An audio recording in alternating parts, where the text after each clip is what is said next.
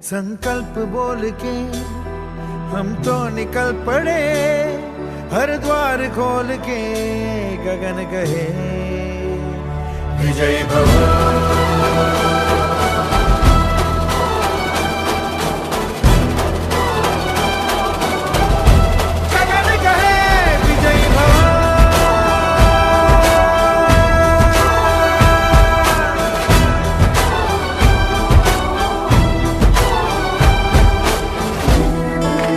हमने ये निर्णय लिया था कि कोई कर्मचारी दुर्घटना के दौरान यदि उसकी मृत्यु हो जाती है तो उसके ऊपर जितनी भी लोन की राशि बैलेंस है वो हम माफ कर देंगे। ये हमारा सबसे बड़ा निर्णय था, जिसका पहला उदाहरण लासल गांव में हमारे जो टावर वैगन से 4 कर्मचारी का देहांत हुआ था, जो शहीद हो गए थे, उसमें एक का 3,80,000 करोड़, एक 3,80,000 था, एक का 2,55,000 15,000 कुछ था, एक का 1,67,000 था। वो सारा लोन हमने माफ कर दिया है।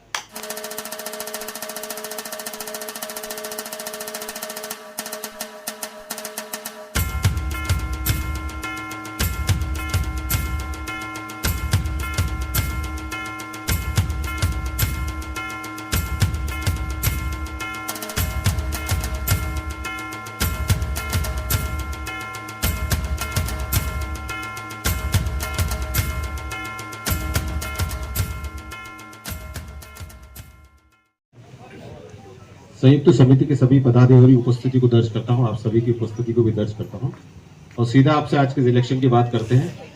पहले एक छोटा सा नारा है, हम सब एक हैं, हम सब एक हैं। रेल साथियों, आप सब लोग जानते हैं कि 1913 में शुरू की गई सोसाइटी का इतिहास है। सर लॉरेंस हार्पर ने इसको शुरुआत की थी 5 रेल कर्मचारियों को लेकर। 545 रुपए से शुरुआत हुई थी और आज 3,780 करोड़ की अपनी सोसाइटी है। आपको सुनने में आश्चर्य हो, थोड़ा ध्यान से सुनेंगे, मैं आपको बहुत सारी ऐसी चीजें बताऊंगा जो आप लोगों के पास कभी पहुंची नहीं है। हम 3,750 करोड़ की संपत्ति की सोसाइटी के मालिक हैं। हमारे महामंत्री को शेयर होल्डर होने के बाद जितना अधिकार है उतना ही आप सभी लोगों को भी उतना ही अधिकार है। मैं आपको कुछ चीजें बताऊं। हम लाभांश, सबसे बड़ी बात आती है सोसाइटी में लाभांश की। हमें जो लाभांश होता है उसका हम क्या उपयोग करते हैं ये भी आपको बताऊंगा और किस तरीके से होता है ये भी आपको बताऊंगा। सोसाइटी मल्टी कोऑपरेटिव सोसाइटी एक 2002 के दिशा निर्देशन और रिजर्व बैंक ऑफ इंडिया के डायरेक्शन में काम करती है। इसको आप एकदम क्लियर अपने दिमाग में रख लें। उसके जो दिशा निर्देश है उसके बाहर हम जा नहीं सकते, उसके नीचे हम आ नहीं सकते, एकदम सिद्धांतिक है। हमें जो लाभांश होता है, हमें जो लाभ मिलता है उसका हम डिस्ट्रीब्यूशन करते हैं आरबीआई के और मल्टी कोऑपरेटिव सोसाइटी एक 2002 के अनुसार। उसमें हमको दिया गया है कि हम जो लाभांश लेते हैं उसमें 25% रहता है फिक्स डिपॉजिट में और 15% रहता है आकस्मिक अमाउंट। मतलब अगर सोसाइटी में किसी प्रकार की कोई अनियमितता हो जाए, गड़बड़ हो जाए, पैसा नहीं लौटा पाए तो रिजर्व बैंक के पास जो 35% पैसा जमा होता है, इसमें से कर्मचारियों का बचा हुआ पैसा लौटाने के लिए इसको फिक्स डिपॉजिट रखा जाता है। क्लियर हो गया आप सभी लोगों को? 2% चलता है। मल्टी कोऑपरेटिव सोसाइटी एक का बोर्ड होता है। ये बोर्ड में पहले 1% लिया करते थे, आजकल 2% जमा करना पड़ता है। 2% जो अमाउंट होता है ये जमा होता है मल्टी कोऑपरेटिव सोसाइटी एक बोर्ड, जिसके माध्यम से पूरे भारत की मल्टी कोऑपरेटिव जितनी भी सोसाइटियां हैं ये एक्ट 2002 के अंतर्गत काम करती है। उसको चलाने के संचालन के लिए 2% उनको देना पड़ता है। ये हमारा डिस्ट्रीब्यूशन है। 20% हमारा होता है लाभांश देने के लिए। जो आपको डिविडेंड मिलती है 20% मिले आप सभी लोगों को, उसको 20% देते हैं। उसके लिए 20% देते हैं हम लोग सामाजिक कार्यों के कल्याण के लिए, जिसमें हम बच्चों को पुरस्कार देते हैं, एम्बुलेंस देते हैं, आंखों की मशीनें देते हैं, जो भी सामाजिक कार्य उसका निर्वहन करते हैं। और बचे हुए पैसे का वो जो सोसाइटी में काम करने वाले कर्मचारी उनका वेतन और उनके लोन दिए जाते हैं। ये हमारे लाभांश का डिस्ट्रीब्यूशन है। आप लोगों को समझ में आया होगा। हम इसमें किसी भी प्रकार की कोई अनियमितता नहीं कर सकते। इसलिए नहीं कर सकते क्योंकि मल्टी कोऑपरेटिव सोसाइटी एक में आरबीआई का और बोर्ड का, हमारा बोर्ड पहले जो था इसका अलग हुआ करते थे। अभी ये केंद्रीय गृह मंत्रालय अमित शाह द्वारा निगरानी की जा रही है इस बोर्ड की। आप इधर बिल्कुल स्पष्ट आप लोग बता दो, ये हमारा एक प्रोसेस है जो आप तक आया है। हमने आप लोगों से पहले वादे किए थे हम लोन बढ़ाएंगे। हमने पिछली बार जब आपसे चुनाव जीता तो कहा लोन बढ़ाएंगे, तो हमने न्यूनतम को 6 कर दिया, अधिकतम को 21 कर दिया, बढ़ाया। हमने हमारा पहला वादा पूरा कहा। हमने कहा था कि हम आपकी ब्याज दर जो उसको कम करेंगे। उस समय 6 था, 6 से हमने 5.5 करा, 5.5 से भी 5 करा। आप लोगों को 5% से लोन दे रहे हैं। हमारा जो एक्ट है वो एक्ट है हमारा मल्टी कोऑपरेटिव सोसाइटी एक्ट में पर्सनल लोन से हमारा एग्रीमेंट है। एग्रीमेंट का भी एक प्रोसेस होता है, उसको हमने पर्सनल से एग्रीमेंट है। उसमें एक बात बड़ी स्पष्ट है कि कर्मचारी द्वारा लिया गया लोन जिस तारीख को लिया गया है उस तारीख को अगर जो दर है ब्याज की वो दर बढ़ने के बाद भी नहीं बढ़ेगी, कम होने के बाद भी कम नहीं होगी। Very clear? मतलब आप सोचो जिन्होंने 5.5 से लिया था उनको 5 होगा, नहीं हो सकता। हाँ, अगर यहाँ 7 हो गया तो उसका 7 भी नहीं होगा। ये नियम है मल्टी कोऑपरेटिव, उसको पर्सनल एक्ट है।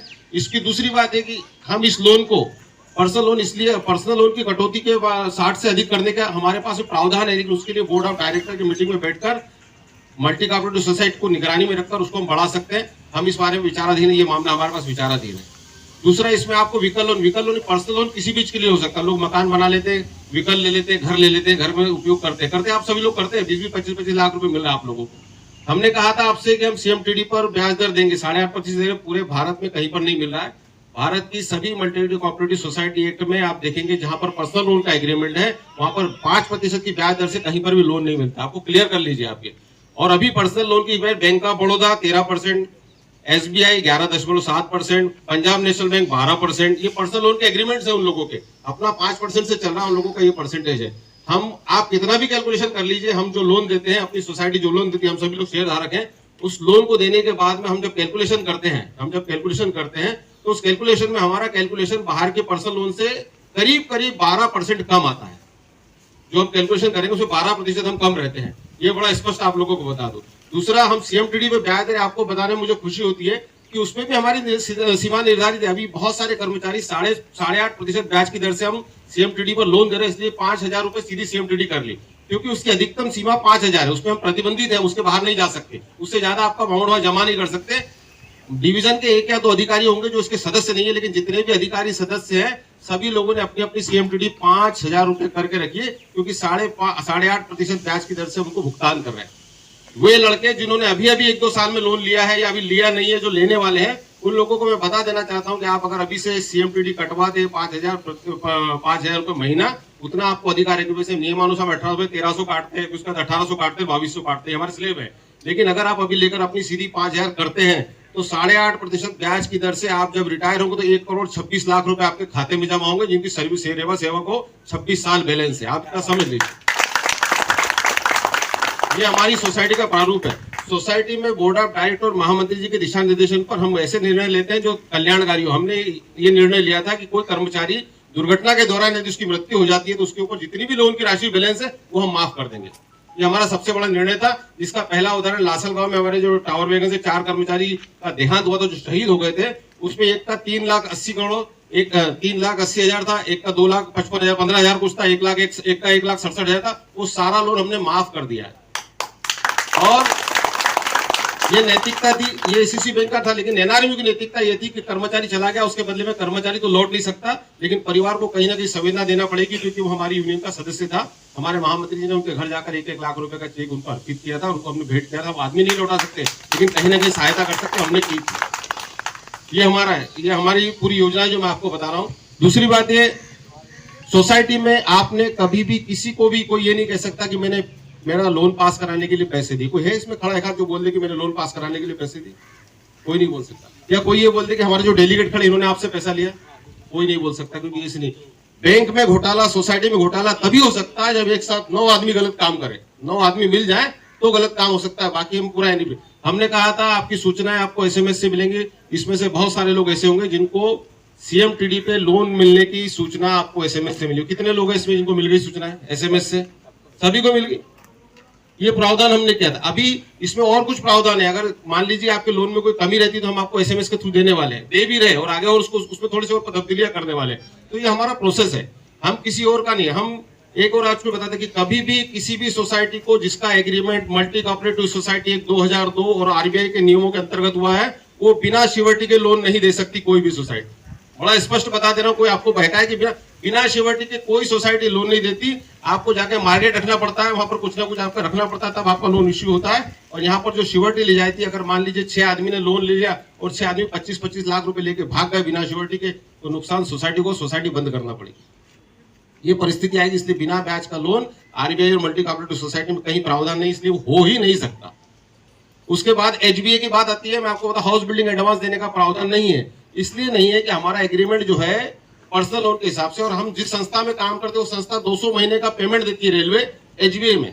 आप लोगों ने अप्लाई किया, वो 200 महीने का पेमेंट हमको देती है। अगर वो वहां पर अप्लाई करता है, हमारे पास अप्लाई करता है, अगर हम उस एग्रीमेंट करते हैं, तो निश्चित तौर से अगर वो चला जाता है तो कितना बड़ा नुकसान सोसाइटी को भी और रेलवे को भी है। एक संस्था से 2 जगह लोन सैंक्शन नहीं हो सकते।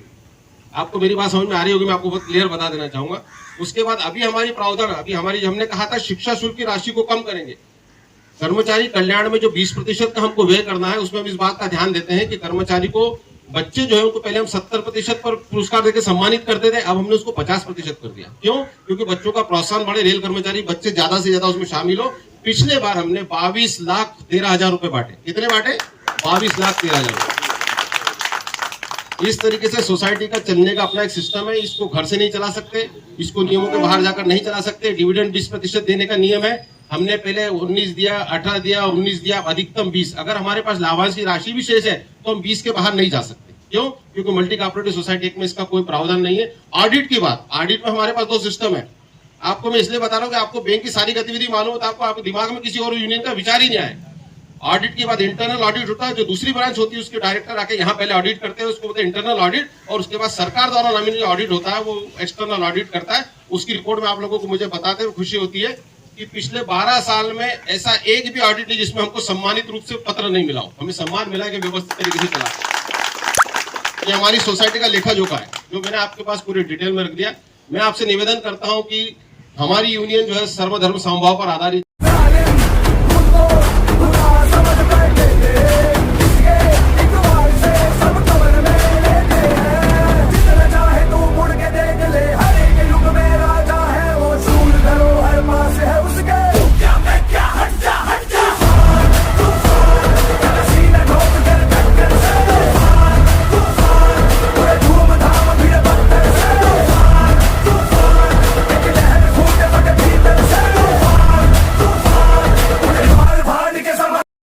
Subscribe now and press the bell icon.